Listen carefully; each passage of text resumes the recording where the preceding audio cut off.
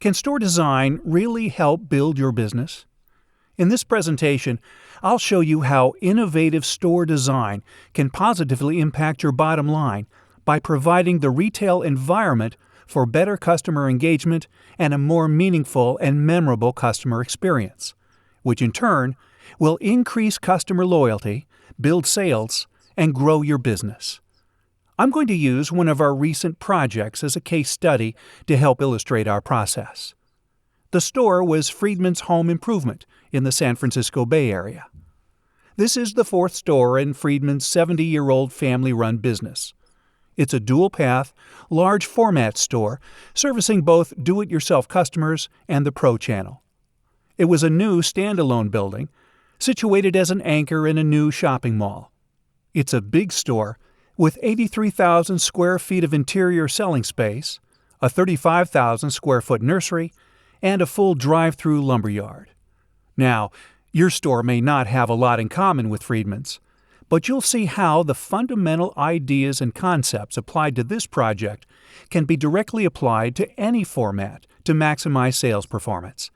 In fact, these principles aren't specific only to new store projects, but can also be applied to smaller standalone initiatives throughout an existing store to increase your connection with customers and build sales. Before we get into the process, I'd like to set the stage with a quick overview of today's market conditions. Retailing today is tougher than ever. Hardware retailing is especially difficult. To borrow from Ace Hardware's CEO John Van Housen, it's a tough business because it's capital-intensive, it's extremely competitive, and it's complicated. He calls it the 3 C's. To make things even more difficult, all retailers are dealing with tough market conditions these days. Recovery from the Great Recession is slow and bumpy. Consumers' sensitivities to price and value are higher. Budgets are tighter. The future of the economy is unpredictable. The Internet and e-commerce are continuing to shape how customers shop. A new generation of shoppers, bigger than the baby boomers, is entering the picture, bringing their unique shopping habits and expectations for the retail experience. And, with social media, almost everyone's an influencer, with an infinite audience with whom they can share their daily experiences, including their shopping experiences. All of these factors are new within the last 10 years. Let's put this into perspective. Do you realize that the smartphone, the little device we can't function without these days, wasn't even around 10 years ago? So yes, retailing is a rough business. It means we have to work harder than years past to stay afloat, to be smarter than the other guys to succeed. We need to capitalize on the market factors we're presented with rather than simply continue on with the status quo. You all remember the 3 Ps from Marketing 101. These have been the fundamental building blocks to retail success for decades. Today, there's another P, people. Your people. How your people deliver service to your customers. It's an incredibly valuable link in the chain of delivering a memorable and competitive retail experience. Typically, we've looked at these pieces in isolation, sort of a silo mentality. But today, more than ever, all of these must work hand in hand. They need to all work together to deliver a coordinated retail offer. If you're not the price leader, you need to bolster other pieces of the equation, like offering a better selection or delivering superior customer service. But one undeniable factor in all this is that place is where it all comes together. Your store, your place, is where your products and services are delivered to your customers. And there is tremendous power in place. In fact, place is one of your most effective and sustainable ways to differentiate your store from your competitors. When your competition can meet or beat your pricing, offer the same selection, or train his employees to deliver better customer service, place is truly a component that you can actually own. An opportunity to distinguish yourself from the other guys. Your store design, your place, has the power to elevate your products, add perceived value to your pricing strategy, and assist your staff in delivering superior customer service. Your store has the power to define your brand. Why do we love the stores we love? Think about this for a minute. Do you have a store you really like? One you actually enjoy shopping in? One where you maybe feel energized after shopping? Maybe gives you a little extra spring in your step walking out to the car? For some of us, it's how we feel about the Apple Store, with its contemporary, clean feel, products merchandised in simple, accessible fashion, simple, bold imagery, expert, energetic customer service helping you navigate the product selection and features, or the idea of a Genius Bar. Apple enjoys a rabid cult-like following. For others, maybe it's more like Dick's Sporting Goods, a big-box environment with a very lively, fun feel to it. Each sport category is merchandised uniquely. For example, the quiet nature of golf is presented with softer colors, natural woods, and indirect lighting, versus the active, high-energy nature of running, with intense colors, dramatic imagery, and bold lighting. Whether you play basketball, run marathons, or enjoy kayaking, everyone finds a home at Dick's. For my wife, it's Trader Joe's. Talk about a loyal, almost fanatical following. Shopping at Trader Joe's is often the highlight of her day. Trader Joe's diehards love the marketplace feel of the store, the exploration of new items that were sourced by Trader Joe himself, items that other stores don't have. Unique, private label grocery items that are merchandised to express this just-off-the-truck marketplace persona. Happy and helpful staff engage freely with customers to share their knowledge and suggestions for cool new products and wines. Freshness and value are communicated by handmade signs and carefully choreographed messaging. Everything is coordinated to say Trader Joe's, and it works. Does your store connect with your customers in this way? If not, it should. Why do stores matter more today than ever before?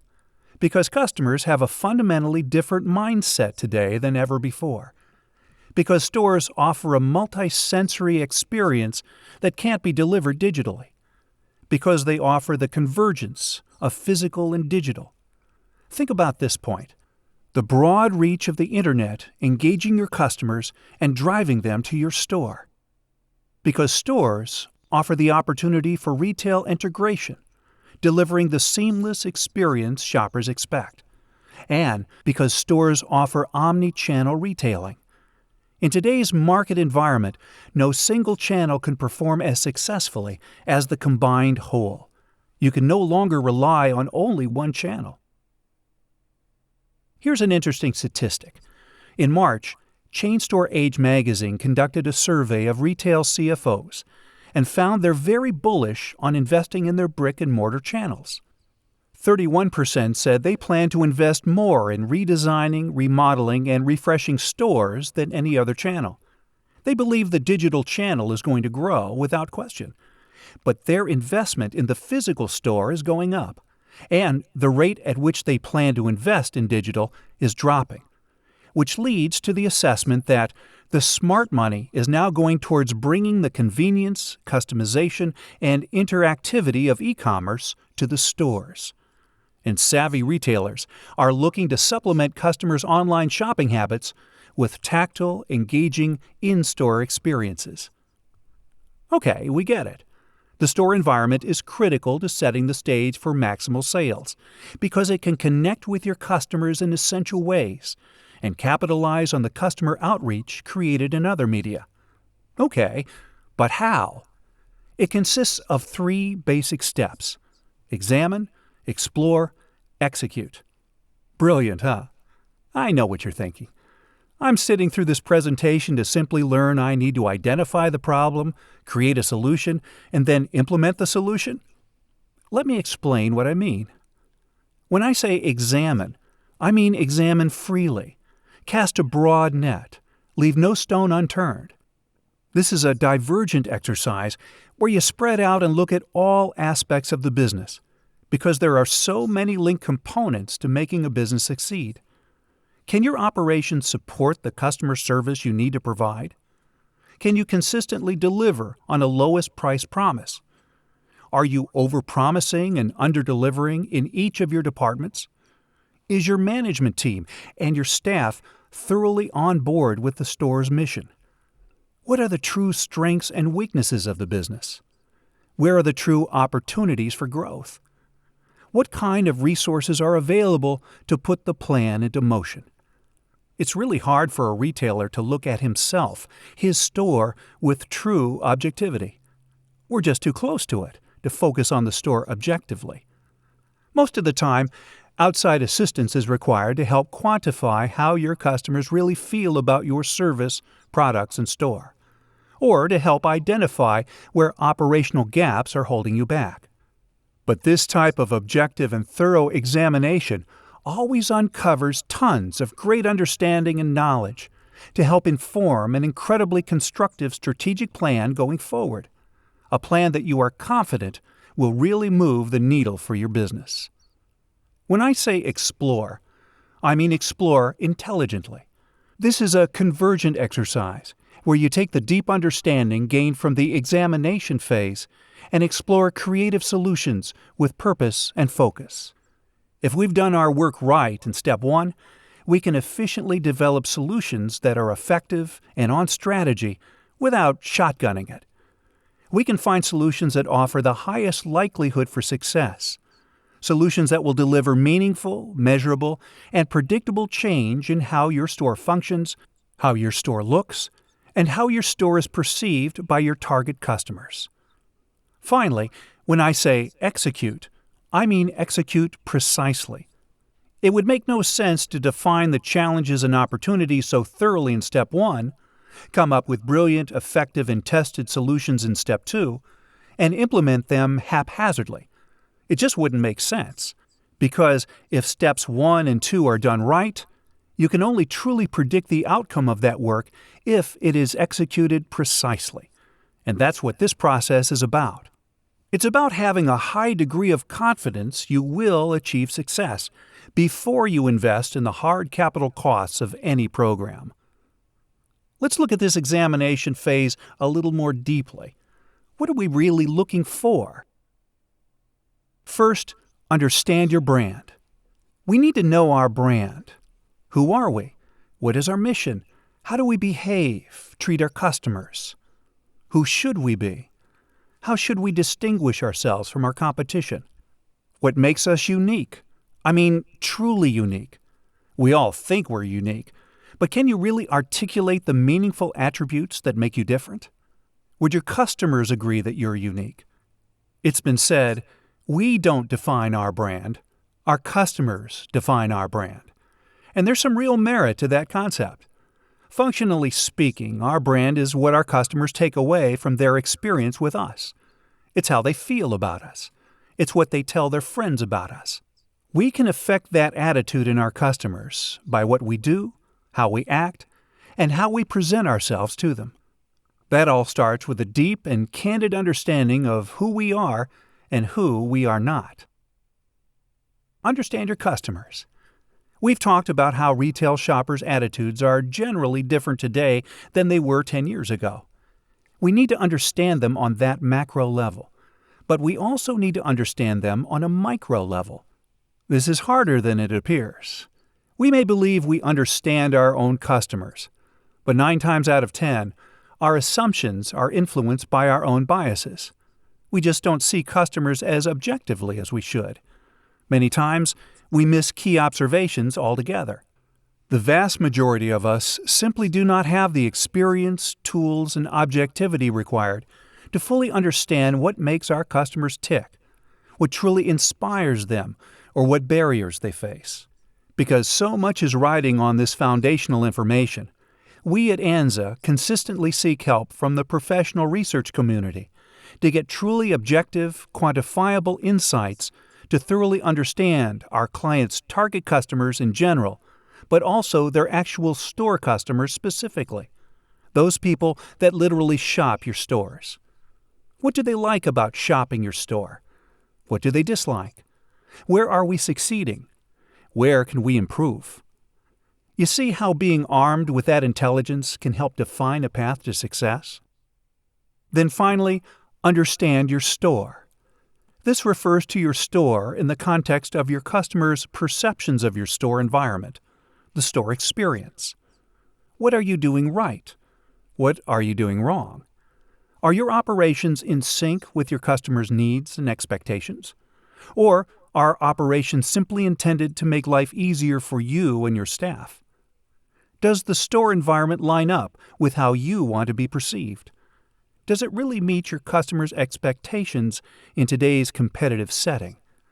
Again, this requires objectivity and looking at your store through the lens of your customers. I mean, it's almost natural that we wouldn't see our store the same way an outsider would, right? We live in our stores. We see them day in and day out. We don't see the little things, or sometimes even the big things your customers see when they shop in your store. Your customers see your store with a fresh, unbiased perspective every time they come in. So again, this is an opportunity to engage expert outside assistants to look at your store objectively. Learn how your customers feel about the experience you are delivering, and clearly articulate your store's strengths and weaknesses. Looking now specifically at Friedman's, a multidisciplinary team of inside personnel and outside experts was assembled to truly understand the market opportunities and challenges they faced when considering their new store. As an aside, the thing I have to say about the Friedman's leadership, maybe the most important thing, is they knew going into this that if they continued to do things the way they had done them for the last 65 years, nothing would change. Growth would remain basically on par with the industry in general. Yeah, they would sell through some stuff, have some good years and some bad years, but they knew they would simply be passengers on the bus rather than driving it. They knew they would be victims of outside forces rather than taking control of their own destiny. So the team was essentially established as a three-legged stool. One leg was Friedman's internal task force, made up of key personnel from every part of the company. Obviously, the family was involved, but also marketing, merchandising, facilities, operations, finance, even human resources. This internal team helped to define business goals and operational considerations, and importantly, they spent a lot of time really defining their brand attributes. The process was thorough, objective, thoughtful, frank, even a little painful at times. But the diverse makeup of the team brought new perspectives to a discussion that is typically limited to a small, elite, inside group within the company. Another leg was the Farnsworth Group, who provided research and expert analysis of Friedman's general market conditions and detailed data on customer and shopper insights. Enns's role was then to compile this rich data and translate it into a meaningful store design action plan, a vision for the store that ultimately would be articulated in a set of design objectives, which in turn would guide the development of the new store. In essence, it was their roadmap to success in this venture. The Friedman's internal team established a set of core attributes that would define their brand and would distinguish them from their competition. This really was sort of a soul-searching venture. Again, who are we really, and how do we want to be perceived by our customers and our community? Well, they wanted to be seen as authentic, true to their roots and their community. Naturally, they wanted to capitalize on their local history and their standing in the neighborhoods they trade in. They wanted to tell a more compelling story of their commitment to sustainable practices. They care about it, and their customers care about it. They wanted to be seen as a source for contemporary solutions for today's customers. Paternal, I love this attribute, they wanted to be seen as wise, generous, warm, protective, to make things easier, simpler, less complicated, to be seen as a source of unique products and fresh ideas. As I mentioned earlier, we enlisted the Farnsworth Group to help truly understand Friedman's customers. Their process helped uncover extremely valuable insights as to how the shoppers in Friedman's market area felt about the home improvement shopping experiences generally and the Friedman's experience specifically. They helped identify the profiles of Friedman's target shoppers in the local market. What key factors influenced the selection of one store over another? what personality traits customers preferred in their stores, and, importantly, what customers expected in the home improvement shopping trip. We also took the opportunity to delve into layout preferences, merchandising preferences, and more. This was really good stuff. Some of the layouts tested were the Main Street idea, a conventional power aisle arrangement, or the racetrack layout, the marketplace, which may be similar to Trader Joe's, for example, or the journey concept, maybe like IKEA. The point is, if you knew the majority of your target customers preferred a marketplace style of navigation, or journey, you wouldn't design a store in a racetrack layout. Likewise, if you knew your target customer feels a warehouse merchandising concept better communicated value or selection, you wouldn't merchandise the store using a shop-in-shop sort of model. Would you have gotten these types of detailed insights on your own? We learned what existing Friedman's customers like most about Friedman's. 52% said they most like Friedman's customer service. 41% said they like Friedman's selection and variety, that it's tailored specifically to each of their locations. And over a third of all Friedman's customers said they most liked the fact that Friedman's was a local store, part of the community they could trust and count on, which plays into what we'd already learned about the home improvement channel, that there is a growing discontent or malaise associated with big box stores, and there is a growing aversion to big, impersonal national chains. Then, we looked at Friedman's existing stores to get a baseline reading on how they were measuring up against their desired brand attributes. The store's exteriors had been recently refurbished, so they had a clean, bold look to them. But inside, many factors were contributing to a more cluttered and visually chaotic feel. This view of the power aisle shows merchandising crowding the aisle. The information desk is sort of buried among sale products stacked in the power aisle. Lighting is monolithic throughout. Overall, it's too dark. It doesn't help emphasize graphics, signage, or highlight products, which definitely contributes to a cold, impersonal warehouse feel. This clutter continues at the paint counter, which is one of the most important customer contact points in the store. Vendor product posters and other messaging is randomly placed on the face of the counter.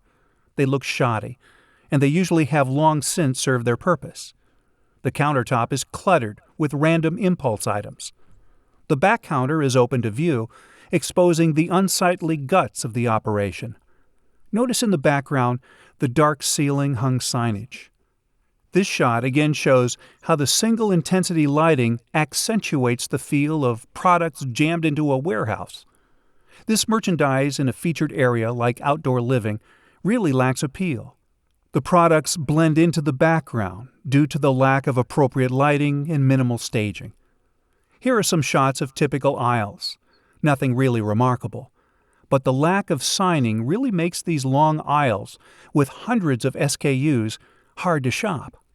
Some aisles are way too narrow for the height of the shelving. Notice the white shelving fixtures, which visually competes with the product. Also, decorative plumbing fixtures are merchandised like commodity items rather than specialty items, reducing the quality perception of the products. The power tool aisle actually has an innovative way to merchandise products while managing backstock behind sliding panels. But more thought needs to be applied to merchandising these odd-shaped products. Again, the general ambient lighting doesn't really help the presentation here. See how dark it is near the floor?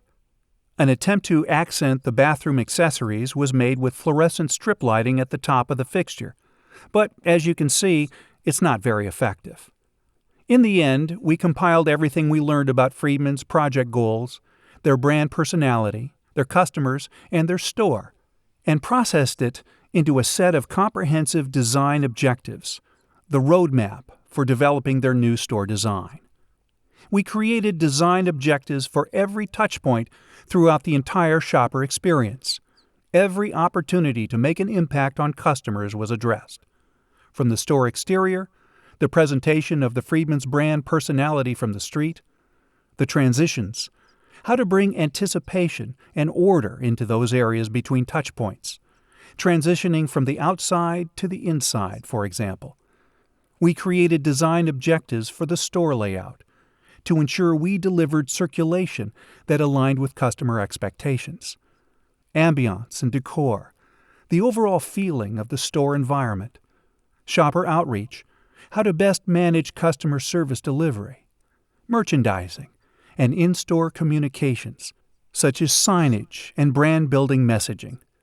It is crucial to create formal, stated design objectives.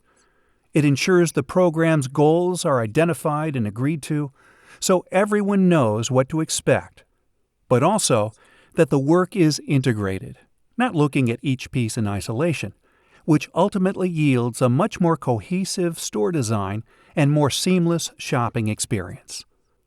The processing of all this data resulted in a set of key program objectives.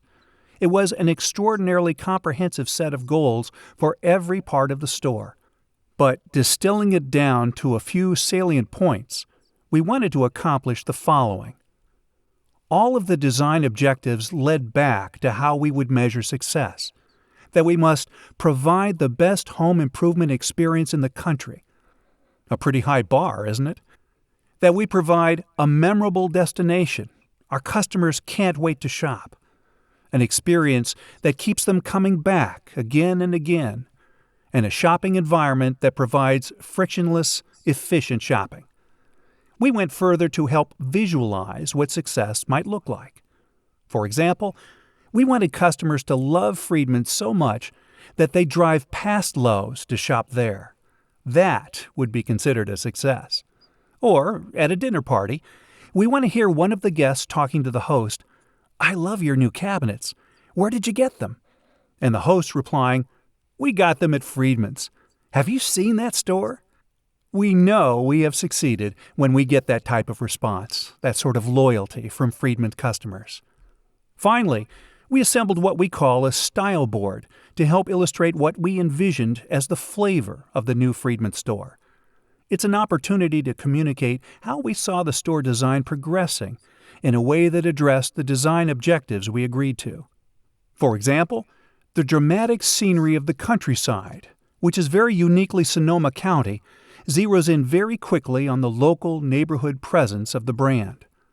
A more contemporary architectural and decor statement helps to express a fresh new way of doing business and appeal to new customers. The use of honest, simple materials to help communicate the trust factor, and an updated color palette that both supports Friedman's equity in the color green as well as reinforcing a new, younger, more current persona. Getting on with the actual design work, we first looked at exterior concepts that would make the required statement from the exterior. These early, quick concept sketches express features like a dominant entry to help signal invitation to the store, the use of contemporary architectural shapes and articulation to communicate a more relevant store experience and to help break down the mass of the 80,000 square foot space, and to help communicate variety in the line of goods sold inside. The use of large-scale photography to express customer-centric lifestyle imagery or images of projects or even product images. A dominant use of live greenery to help communicate the outdoor garden piece of home improvement. This conceptual ideation quickly evolved into much more distilled, refined, realistic ideas, such as this concept that featured a dominant entry element flanked by living walls, planted vertical gardens, which eventually became a very distinctive feature for the Friedman's project team. The use of stone veneer helped bring natural materials into the design statement. Or this concept, which really capitalized on the living wall feature in a dramatic, distinctive, and memorable way, where it really became part of the architecture, penetrating the greenhouse entry and running from the outside all the way through the foyer of the interior space.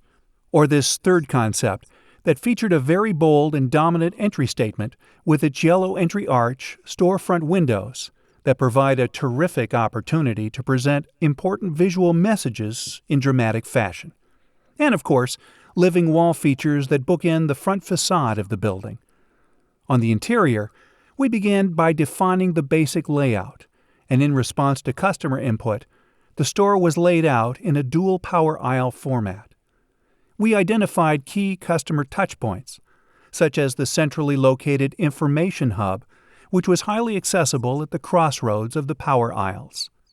Additional satellite desks were strategically located in areas customers were most likely to need specific assistance, including the tools department, building materials, and electrical department. Key product areas were identified for heightened merchandising attention, such as the paint desk, shown as the green area above and to the right of the information hub, or outdoor living, doors and windows, and a new design center located on the mezzanine above the sales floor. Additional priorities were defined at thresholds going in and out of the store, such as passage out to the nursery, shown here on the far left, or the lumber yard up at the top, or the contractor sales entrance at the upper right corner. This dissecting of the space was strategically planned to help break down the big box feel of the store, to create a visual hierarchy to the space, which would make it more interesting, better communicate the wide offer of products, make it easier to navigate, and make it more enjoyable to shop. Looking now at the store design in these conceptual sketches, you can see how the space planning concept comes together with a three-dimensional concept. In this view, you see the information hub as you enter the store. Again, it's centrally located, in a very front and center position. It's highlighted by the use of nice, bold, graphic banners that help set the stage for the graphic concept throughout the store. We envisioned a material for the front of the information desk and other key customer service desks that mimicked stack lumber, sort of like mill ends of different wood species, which formed a cool pattern that was very relevant to the home improvement setting. Stainless steel top, green kick base to customize the look and bring it into the Friedman's family of decor items. Because of the openness of the space, you start to pick up other key features of the store in the periphery, such as the threshold to the lumber yard in the background, all of which helps you get your bearings when you enter the store, get a feel for the store, begin to feel comfortable in the store, and reduce the dread associated with shopping in another warehouse store. We refer to this transition into the store as the decompression zone. This is a view of the passage out to the lumber yard, with a customer service desk adjacent on the left. The yellow canopy was seen as a very cool way to consistently call attention to these key transitions throughout the store, a way to accentuate critical focal points and break up the monotony of the big box. This is a concept sketch of the contractor's sales desk adjacent to the dedicated contractor's entrance. Contractor parking is just outside the door, providing these important customers with convenience, efficiency, and direct access to dedicated pro sales staff. Following this same theme, the transition out to the nursery is well signed, inviting, and clearly signals this important threshold. This view of the main power aisle shows a broad, uncrowded passage that allows for primary circulation, a well-defined main arterial roadway throughout the store. An important feature of the original concept, which you may have picked up on in the previous slides, is a dropped ceiling element situated over the power aisles. This served several functions. It was primarily intended to change the feel of the space as you pass down these 16-foot wide main aisles, with a 14-foot ceiling in contrast to the 22-foot ceiling everywhere else. It was intended to help create a feeling of passage, accentuate the main path, add a sense of prominence to these main arterials in the store, thereby creating the perception of easier navigation. It was also a means to carry accent lighting, a way to brighten up the main thoroughfare and to consistently highlight sale items on end caps and pallet stacks in the aisle. The goal was to use architecture and lighting to help break up the big box feel of the store, break up the expanse of industrial ceiling pervasive in virtually every big box environment. These were designed to be fabricated out of common building materials, such as I-joist material or OSB sheathing panels, with track lights mounted to the structure. This shows the concept for the simple but extremely important satellite service desks, strategically located throughout the store.